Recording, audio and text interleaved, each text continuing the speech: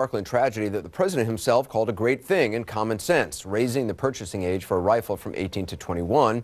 He said the National Rifle Association would go along with it and said he'd take them on if they didn't.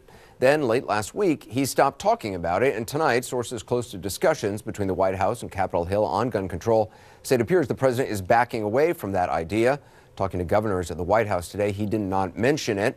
However, he did draw fire from Washington's Democratic governor about a proposal he is not backing away from, which is arming teachers. Listen. Now, I just think this is a circumstance where we need to listen, that educators should educate, and they should not be foisted upon this responsibility of packing heat in first grade classes. Now, I understand you have suggested this, and we suggest things, and sometimes then we listen to people about it, and maybe they don't look so good a little later. So I just suggest we need a little less tweeting here, a little more listening, and let's just take that off the table and move forward. All right, thank you very much. You know, we have a number of states right now that do that. And I think with that in mind, I'll call on Greg Abbott, great governor of Texas. Greg? So that's on the table in this hour. Less tweeting, more listening. Governor Inslee joins us momentarily. Also, the breaking news ahead this hour that after some delay, President Trump's communications director and longtime confidant, Hope Hicks, is heading to the Hill tomorrow, talking to the House Intelligence Committee. Also, first daughter Ivanka Trump and what she's saying about the allegations from so many women against her dad. We begin with the breaking news on guns and reaction to it. Joining us for that, Washington Governor Jay Inslee, who confronted the president today. Thanks very much for being with us. First of all, I'd like to get your thoughts on this idea that the president seems to be moving away from something he seemed to be embracing last Wednesday and Thursday, which is raising the age to buy a AR-15 style weapon or a long rifle to 21. Well, this is a pattern. This is a pattern of sort of saying things and then backing away from them and then going the opposite direction. It's the art of the con, and we've seen it many times from this president. It's most unfortunate.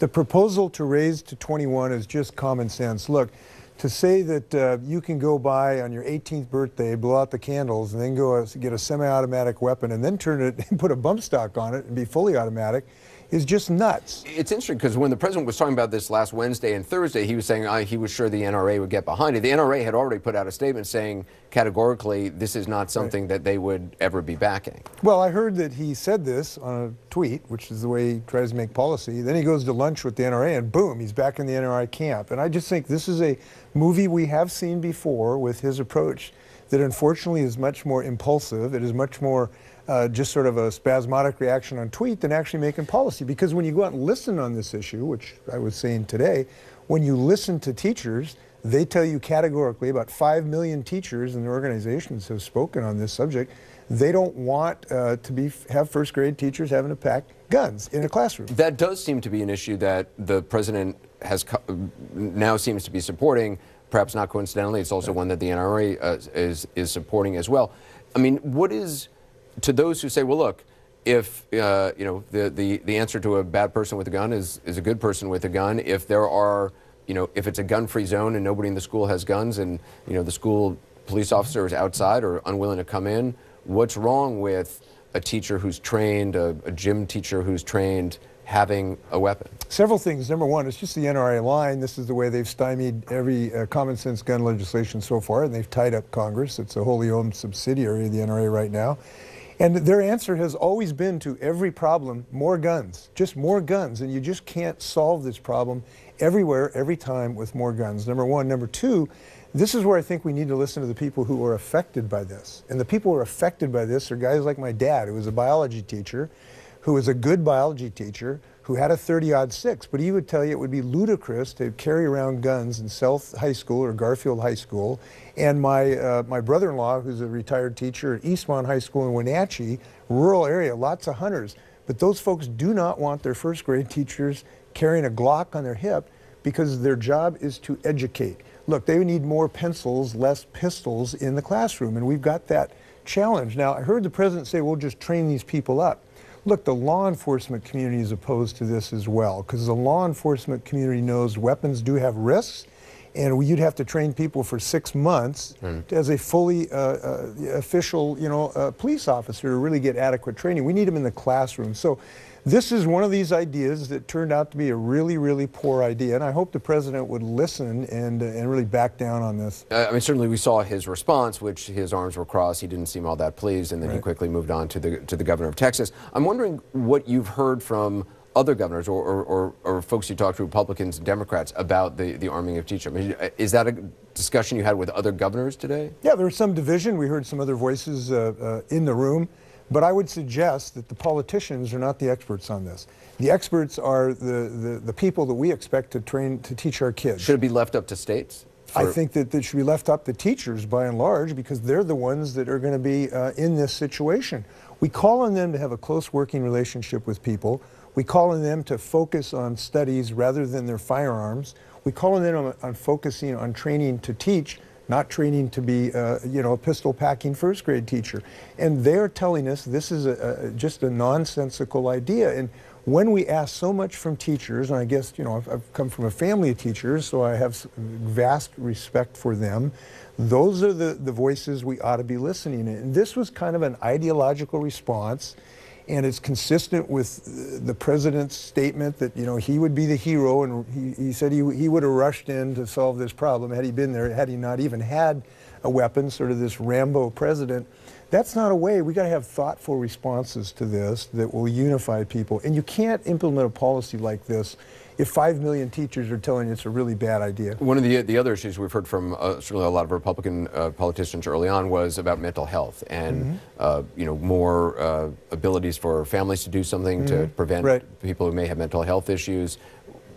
Is that valid?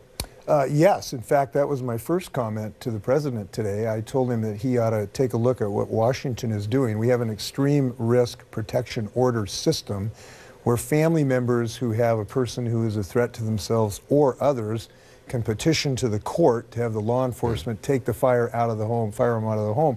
This has been very, very successful. It's a common sense measure. Of course, the NRA opposed it, fought us tooth and nail, and we had to pass it by an initiative, and the people voted for it for 68% in almost every county, urban, rural, red and blue, because it made sense. By the way, this is a suicide issue too. 80% of gun deaths are due to suicide, and this gives families, if you've got a depressed uncle, to get in there and remove that firearms to save their life. So I commended this to him. I hope that they will think about this, but again, since the NRA is opposed to this, you probably should not have a lot of optimism. The President Trump will be a hero on this, and we'd like him to be. He hasn't been to date. Governor Inslee, I appreciate your time. Thank you very much. Stephen Moore is joining us as well. Stephen, does it undermine the president's credibility that, if he reverses his position after finding himself at odds with the NRA on this issue of raising, the age to 21, which is something he did embrace just last week? Well, I'm not in favor of raising the age to 21. And by the way, I'm kind of reasonable, moderate when it comes to the gun issue, Anderson. I do think we should get creative and thinking about real solutions to this. But, one of the things I'd ask, you and others on this panel, I would have asked the governor is, look, if we allow people in this country to vote at the age of 18, 19, and 20, why shouldn't they be able to own a gun? And if the answer is because they're not responsible to own a gun, then you could make the case they're not responsible to vote. So that's the same thing with being in the military and so on. I think if we're going to treat 18-year-olds as adults in this country, then I don't think we should take the right of gun ownership away. And on this issue that you were talking about arming teachers, I'm not enthusiastic about that idea, but I do think we need to have more security, obviously, at the doors of the schools, and they need to be armed. This idea that schools should be gun-free areas just isn't working. It's making the kids sitting ducks. And one other thing, why don't we try, putting, like when you go on a plane, they have sheriffs that are often there that you don't know who they are. Why not at least allow some teachers, Anderson, who can responsibly use a gun, have a gun in case there is another situation like what we saw in Florida last week? Robbie, it was clear last week either the NRA would have to blink on this raising the age or the president would have to blink, and it seems like, if it still holds true, that the president's going to blink. Oh, of course. And this was classic Donald Trump, where he goes out and says one thing to try to, appease maybe more moderate voters, seem like he's being thoughtful, and then he gets in a room with either one of his right ultra right-wing advisors or with the NRA, and boom, he completely flipped his point of view. And in fact, I think this whole idea of arming teachers, which is patently absurd, it's going to go nowhere. I feel sorry for the teachers because we're totally wasting their time on this. Even teachers that might want to? It is a waste of time to even discuss this issue. It's never going to happen. You are never going to arm every teacher in America. Not every teacher. I'm just saying some teachers. Okay, so some kids are safe and others are less safe. It's absurd. The criminalization why not of young make people in our school system. But here's why they're doing it. They want us to discuss arming teachers, which is absurd, so we don't talk about real things that we need to do, like banning some of these assault-style weapons, banning the bump stocks. That's what we should be talking about, but Donald Trump's got us over talking about an absurd idea that will never happen. Scott?